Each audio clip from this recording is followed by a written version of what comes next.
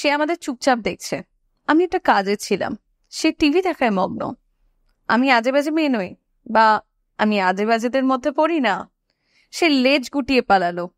প্রত্যেকবারের মতন আমাকে কল করো। প্রত্যেক ভুল কিছু শেখায়। এটা পুরোপুরিভাবে মিথ্যে। চলো আরো এরকম কিছু অ্যামেজিং সেন্টেন্সেস আজকের এই ক্লাসে আমরা শিখবো। ক্লাসটা ভালো লাগলে অতি অবশ্যই লাইক শেয়ার করবে, অ্যান্ড তার সাথে সাথে মনে রাখবে যে প্রত্যেক দিনের প্র্যাকটিসের মাধ্যমে আমরা একদিন নিজেদের উদ্দেশ্য অবশ্যই অ্যাচিভ করতে পারবো। অ্যান্ড যেহেতু এখানে আমাদের সবার উদ্দেশ্য ইংলিশে ফ্লুয়েন্ট হওয়া, তাহলে কেন আমরা একসাথে প্র্যাকটিস করছি না? তোমরা যদি চাও যে আমার সাথে তোমরা লাইভ ক্লাসের মাধ্যমে একসাথে ইংলিশ প্র্যাকটিস করবে, তাহলে তোমরা সেটা করতে পারো। আমাদের জুনের ব্যাচ কিন্তু একদম ফুল হয়ে গেছে এবং আমাদের কোর্স স্টার্টও হয়ে গেছে। তাই যারা যারা তোমরা অগস্টের ব্যাচে নিজেদের নাম এনরোল করতে চাও, একদমই এই চান্সটা মিস করো না। নিচে আমি যে কমেন্ট সেকশনের লিঙ্কটা পিন করে দিচ্ছি, অ্যাডমিশন লিঙ্ক, সেই লিঙ্ক থেকেই তোমরা অ্যাডমিশন নিতে পারবে। তোমরা যে প্রান্ত থেকেই এই ভিডিওটা দেখছো না কেন, দেশে থাকো কি দেশের বাইরে থাকো, সেখান থেকেই তোমরা ক্লাস করতে পারবে। আমরা মানডে, ওয়েডনেসডে, ফ্রাইডে জুমের মাধ্যমে লাইভ ক্লাস করি, এবং যেহেতু প্রত্যেকটা ক্লাস লাইভ হয়, তাই আমি চাইবো একমাত্র সিরিয়াস স্টুডেন্ট যারা রয়েছে তারাই এই ক্লাসে জয়েন করো, যাতে প্রত্যেক দিন ইন্টারঅ্যাক্টিভ সেশনস এর মাধ্যমে তোমরা আমার সাথে ইংলিশে ফ্লুয়েন্ট হয়ে উঠতে পারো। ইংলিশের ফান্ডামেন্টালস এর সাথে সাথে আমরা এই কোর্সে লিসেনিং, রাইটিং, রিডিং, স্পিকিং 4টে সেকশনের ওপরে কিন্তু কাজ করি, এবং তার সাথে সাথে আমরা চেষ্টা করি যাতে অল্প সময়ের মধ্যে নিজেদের জড়তা কাটিয়ে কিছুটা কনফিডেন্স বিল্ড করা যায়, এবং যাতে অন্তত একটা লেভেল উপরে যাওয়া যায়। ইন 2.5 মান্থস একেবারেই নিজেদের জড়তা কাটিয়ে ফ্লুয়েন্ট হওয়া, এটা সবাই জানে যে তাদের পক্ষে পসিবল না, কিন্তু আমাদের একটা স্টেপ আগে তো যেতে হবে। তার জন্যই এই কোর্সটা করানো। তোমরা যারা যারা ইন্টারেস্টেড আছো, আর দেরি না করে কোর্সটায় নিজেদের নাম এনরোল করে নিও। দেখা হচ্ছে খুব তাড়াতাড়ি লাইভ সেশনে। চলো তাহলে ক্লাসে ফেরা যাক। আমরা শুরু করব প্রথম সেন্টেন্সটা দিয়ে। প্রথম সেন্টেন্স হচ্ছে, সে আমাদের চুপচাপ দেখছে। সে আমাদের চুপচাপ দেখছে। এরকমই আমরা আরো 20টা সেন্টেন্স আজকের এই ক্লাসে শিখছি। প্রত্যেকটা সেন্টেন্স খাতায় নোট ডাউন করে নেবে, প্র্যাকটিস করবে এবং সেন্টেন্সে ব্যবহার করার চেষ্টা করবে। চুপচাপ দেখা, এটার জন্য একটা ইংলিশ টার্ম রয়েছে। কাউকে যখন আমরা চুপচাপ দেখি তখন আমরা একটা টার্ম ব্যবহার করবো, সেটা হলো স্নিক আপ অন সামওয়ান, অর্থাৎ নজরে না এসে চুপচাপ কাউকে দেখা বা শোনা। তাহলে এখানে সেন্টেন্সটা কি হবে? She is sneaking up on us. She is sneaking up on us. পরের সেন্টেন্সটা দেখি। আমি কিছু কাজে ছিলাম। I was into some work. I was into some work. So I was into something মানে হচ্ছে আমি কোনো জিনিসের মধ্যে ছিলাম বা কোনো জিনিসে ব্যস্ত ছিলাম। ওকে, পরেরটা দেখি। আমার অনেক কথা বলার আছে। I have a lot to talk about. I have a lot to talk about. Say TV দেখায় মগ্ন। মগ্নর জন্য আমরা একটা ইংলিশে ওয়ার্ড ব্যবহার করবো, সেটা হচ্ছে engrossed in। তাহলে এখানে হবে he is engrossed in watching TV. He is engrossed in watching TV. ভগবান চাইলে সবকিছু তাড়াতাড়ি ঠিক হয়ে যাবে। ভগবান চাইলে, if God wills, will মানে হচ্ছে কোনো জিনিসের ইচ্ছা রাখা বা চাওয়া। তারপরে কি বলেছে? সবকিছু তাড়াতাড়ি ঠিক হয়ে যাবে। Everything will be all right soon. Everything will be all right soon. সবসময়ের মতন আমাকে কল করো। সবসময়ের মতন অর্থাৎ যেমন তুমি করে আসছিলে ঠিক তেমন। এখানে আমরা অ্যাজ ইউজুয়াল তো ব্যবহার করতেই পারি, কিন্তু আজকে শেখাবো একটা নতুন জিনিস। তোমরা অ্যাজ এভারেরও ব্যবহার করতে পারো। যেমন এটা আমি এভাবে বলতে পারি, call me as ever, call me as usual, same. যদি আমি বলি সবসময়ের মতন আমাকে খাইয়ে দাও, সবসময়ের মতন আমাকে বকো, সবসময়ের মতন আমাকে পড়াও, কমেন্টে লিখে জানাও এই আনসারগুলো কি হবে। তোমাদের জন্য আরো হোমওয়ার্ক রয়েছে। ক্লাস করাতে করাতে বলছি, প্রত্যেকটা সেন্টেন্সকে কিন্তু নিজের থেকে লেখার চেষ্টা করতে হবে, কারণ হেল্প না নিয়ে আমি যেভাবে শেখাচ্ছি ঠিক সেগুলোকে ফলো করে। আর কমেন্ট সেকশনের প্রত্যেকটার আনসার কিন্তু আমি চাই। যদি তোমরা এরকম আরো ভিডিও চাও, অতি অবশ্যই এই ইনস্ট্রাকশনটা ফলো করতে হবে। চলো নেক্সট সেন্টেন্সটা দেখি। আমরা দেখবে কথায় কথায় বলি ছেড়ে দাও, যেটা যেমন সেটা তেমন। অর্থাৎ কাউকে আমরা বদলাতে যখন পারবো না, কোনো জিনিসকে যখন আমরা বদলাতে পারবো না, তখন আমরা এটা বলি যে যে যেমন সে তেমন, বা যেটা যেমন সেটা তেমন, আমরা কিছু করতে পারবো না, ছেড়ে দাও। তাহলে ছেড়ে দাও যেটা যেমন সেটা তেমন, এটার জন্য আমরা কোন সেন্টেন্সটা ব্যবহার করবো? তো ছেড়ে দেওয়ার জন্য it's very easy, you know, leave it. যেটা যেমন সেটা তেমন, it is what it is, it is what it is. Okay, কিন্তু এটা তো আমি কোনো বস্তু দিয়ে তোমাদের শেখালাম। আমি যদি বলি যে যেমন সে তেমন, এটা আমি শেখাবো না, এটা তোমাদেরকে একটু মাথা খাটিয়ে নিজেদের লিখতে হবে আর আমাকে জানাতে হবে। পরের সেন্টেন্সে দেখি, এখন আর কিছু হবে না, অর্থাৎ এখন আর কিছু করা যাবে না।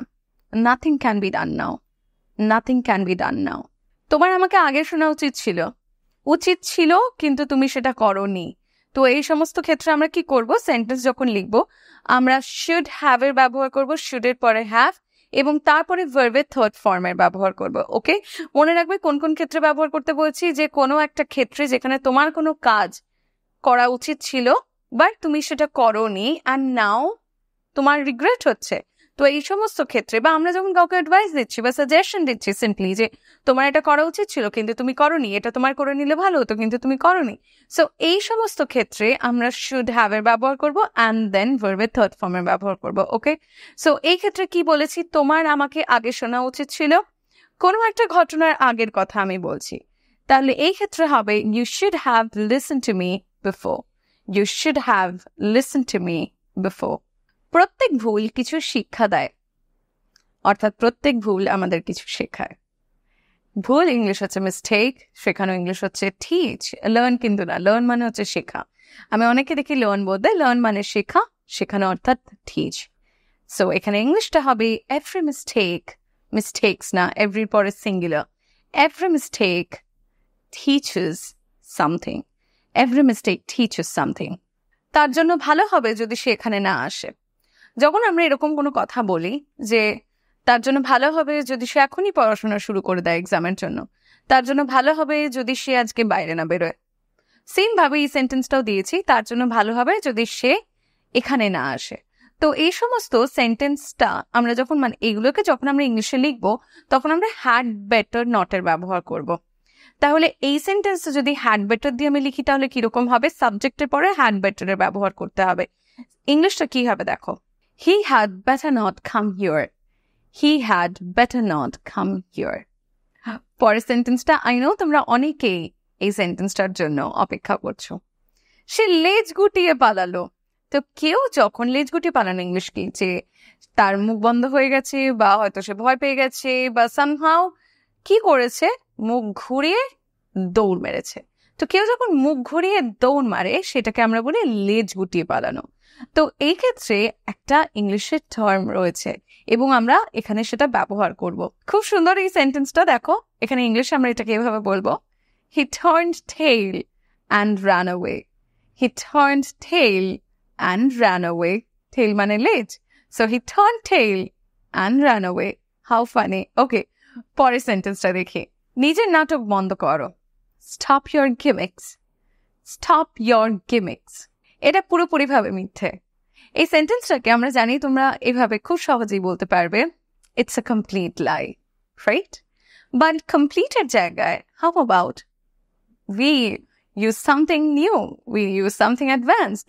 সো এই জায়গাটায় আমরা এটাও ব্যবহার করতে পারি, it's an out and out lie.